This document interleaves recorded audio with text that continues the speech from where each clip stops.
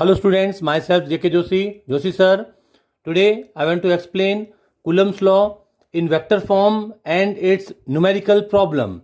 Students, as we know it very well, the vector form of force in Coulomb's law is represented by F vector equals to K Q1 Q2 over R square multiplied by R cap, where R cap is the unit vector which represents the direction of force.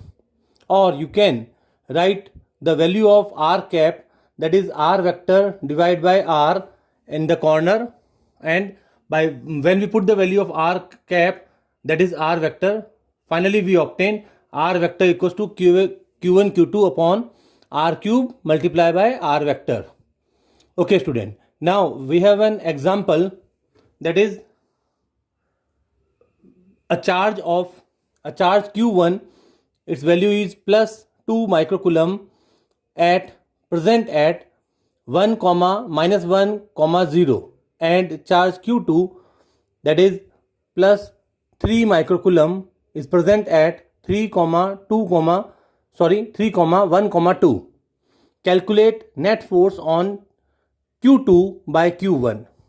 Students, we know the position vector of R1 of Q1 and Q2, that is R1 and R2. The position vector of charge Q1 is R1 and the position vector of Q2 is R2.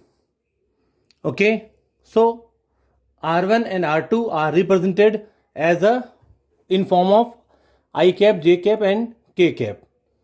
Students, the position vector R21 is represented by R2 minus R1. By putting the values of R1 and R2, finally we obtain R vector equals to 2I cap, 2J cap and 2K cap. The magnitude of R is 2 root 3. By putting all these values, we obtain this. Now you can calculate the resultant by putting the value of R21 and the other calculation. Okay.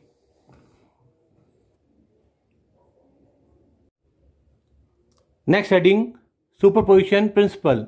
When two or more than two forces applied on a single charge particle, then the resultant force is vector sum of all the forces. This is called superposition principle. Students, we have an example in which charge Q1 and Q2 are there. It applied force on Q0. The forces are F1 and F2. The resultant of their vector sum is represented by Fr.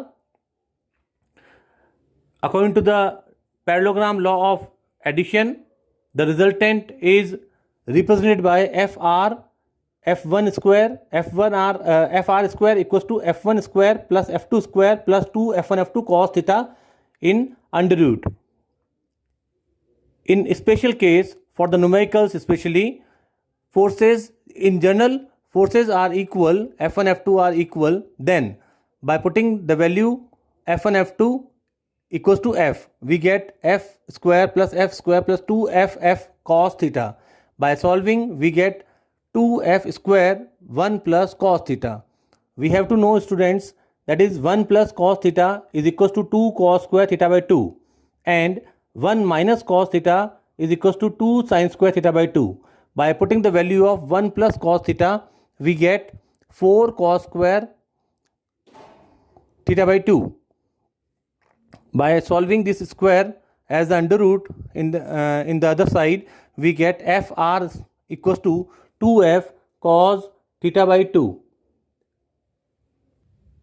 For the different values of an angle, let theta equals to 0 degree for the first case. It means both the forces are parallel.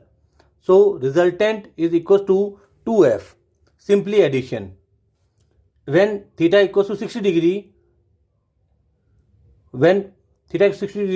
by putting this, we get 60 by 2, that is root 3 by 2. And finally we obtain root 3F. Student, we have to learn that whenever the angle is 60 degree and forces are equal, the resultant should be root 3 times of the individual force. Similarly, when theta equals to 90 degree we get root 2f, and when angle is 120, the resultant is f. It means 1 times. When angle is 180 degree, 180 divided by 2, we get cos 90, that is equals to 0. So resultant is fr equals to 0. Student, we have to learn also that whenever force applied on a diagonal of a square, then the force should be f by 2, half of the other force. Thank you.